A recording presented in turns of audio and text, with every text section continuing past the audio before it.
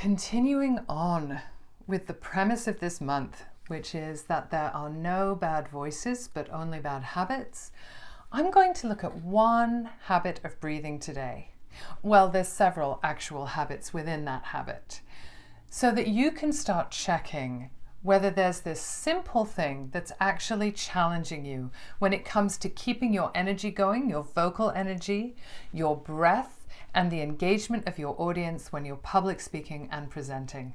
I'm S.J. Harrison, voice and performance coach, and I have 20 years international experience as performer and producer.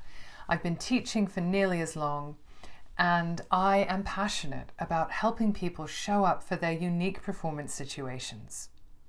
So here's something with the breath that I've noticed many a time. These are very common habits that can inhibit our ability to really give our voice free rein and reach our hearers. The first one is I take a breath and then I hold it for a minute before I speak.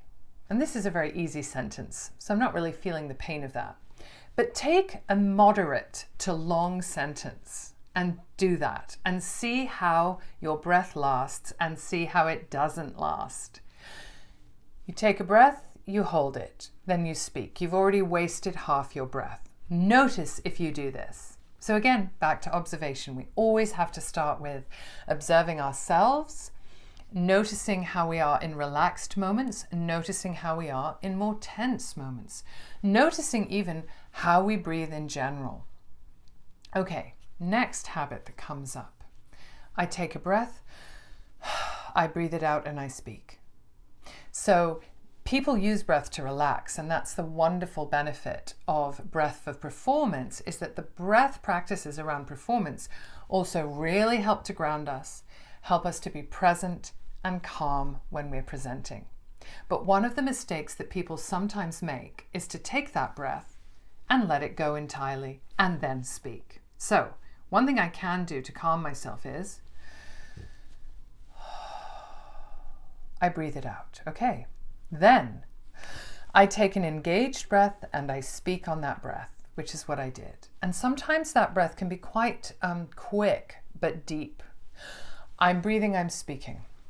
That's the goal. We take a breath and we use it, rather than taking a breath, holding it, or taking a breath and letting it go.